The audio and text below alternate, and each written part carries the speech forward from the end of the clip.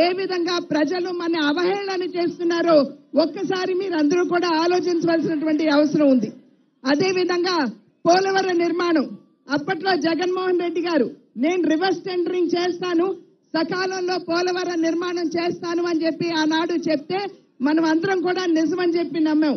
కానీ వారు ఏదైతే రివర్స్ టెండరింగ్ అన్నారో అది పోలవరం నిర్మాణమే రివర్స్ గేర్ లో వెళ్తుందని చెప్పి మనం ఎవరూ కూడా ఆనాడు ఊహించినటువంటి పరిస్థితి.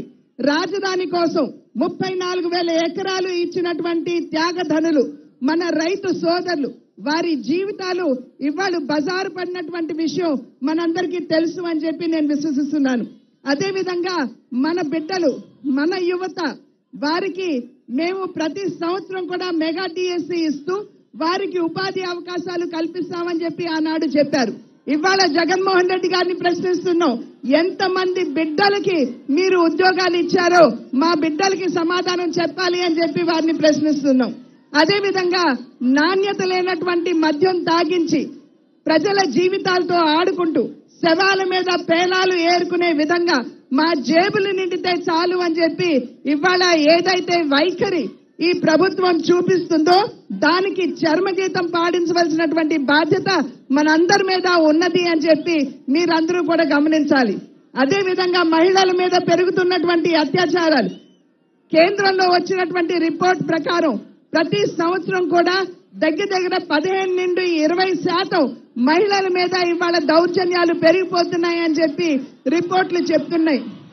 ఎత్ర నార్యంత పూజ్యంతే రమంతే తత్ర దేవతాహ అని చెప్పి పూజించుకునేటువంటి సంస్కృతి మనదైతే తాడేపల్లి ప్యాలెస్ కి కూతవేటు దూరంలో ఒక ఎస్సీ మహిళ మీద అత్యాచారం జరిగితే ఆ మహిళని హత్య చేస్తే ఆ కుటుంబానికి సైతం ఇవాళ న్యాయం చేయనటువంటి పరిస్థితిని మన రాష్ట్రంలో చూస్తున్నాం.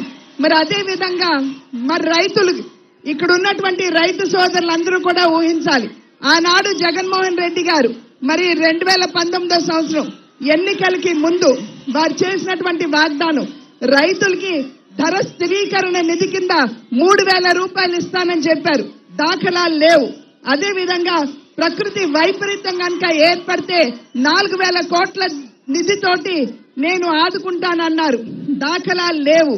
మరి ఆ సందర్భంలో నిజంగా ఇటువంటి ప్రభుత్వం అధికారంలో కొనసాగాల ఒక్కసారి మనం అందరం కూడా ఆలోచించుకోవాల్సినటువంటి తరుణం ఆసన్నమైంది అని చెప్పి మీ అందరికీ కూడా నేను తెలియజేసుకుంటున్నాను. ఇవాళ డబుల్ ఇంజిన్ సర్కార్ అంటున్నాం. అంటే దేశాన్ని అభివృద్ధి పదంలో మోడీ గారు నడిపిస్తున్నటువంటి సందర్భంలో 11వ ఆర్థిక శక్తి నుండి 5వ ఆర్థిక శక్తిగా భారతదేశం అవతరించింది. అది ఇప్పుడు 3వ స్థానానికి తీసుకుని వెళ్ళాలి అంటే నరేంద్ర మోడీ గారు ఢిల్లీలో ప్రధాని పీఠం మీద కూర్చోవలసినటువంటి అవసరం ఉన్నది.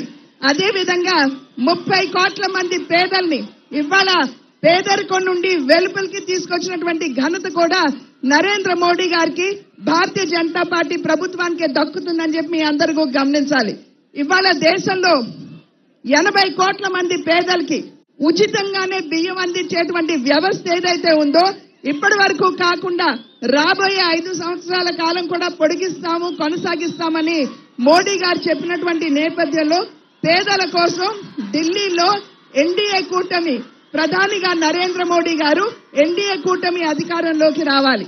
అదే విధంగా రాష్ట్రంలో మనకి సుపరిపాలన కావాలంటే చంద్రబాబు నాయుడు గారు ముఖ్యమంత్రిగా ఇక్కడ సైతం ఎన్డీఏ కూటమి అధికారంలోకి రావాల్సినటువంటి ఆవశ్యకత చాలా ఉన్నది అని చెప్పి మీ అందరికీ తెలియజేసుకుంటున్నాను. అయితే దీనికి కొనసాగింపుగా 3వ ఇంజిన్ కూడా మనకి ఇక్కడ కోరుకొండలో అవసరం అని చెప్పి మీరందరూ కూడా గమనించాలి. ఎందుకంటే ఇందాక సోదరులు చెప్పారు, కోరుకున్న వరాలు ఇచ్చేటువంటి లక్ష్మీ నరసింహస్వామి కోరుకొండ 1200 ఎకరాలు ఆ ఆలయం కింద ఉంటే నేటికి సైతం వాటిని రిజిస్టర్ చేయకుండా పేదలు ఎంత బాధపడుతున్నారో నాకంటే కూడా మీ అందరికీ తెలుసు. అదే విధంగా ఇక్కడ ఉన్నటువంటి గాంధీ బొమ్మల సెంటర్ దగ్గర హత్య జరిగితే ఒక కేసు కూడా రిజిస్టర్ చేయలేనటువంటి దౌర్భాగ్యపు పరిస్థితిలో ఇవాళ కోరుకొండ ఉన్నది అంటే ఇది ఎంత బాధాకరం. ఇక్కడ మీరు ఎన్నుకున్నటువంటి ప్రతినిధి చెప్పారు, ఇక్కడ మార్కెట్ యార్డ్ నిర్మాణం చేస్తారని చెప్పారు.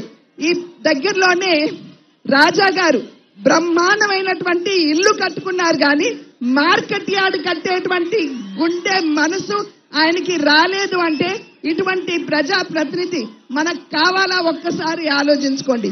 కనుకనే అంటున్నాం, డబుల్ ఇంజిన్ సర్కార్ కాదు, ట్రిపుల్ ఇంజిన్ సర్కార్.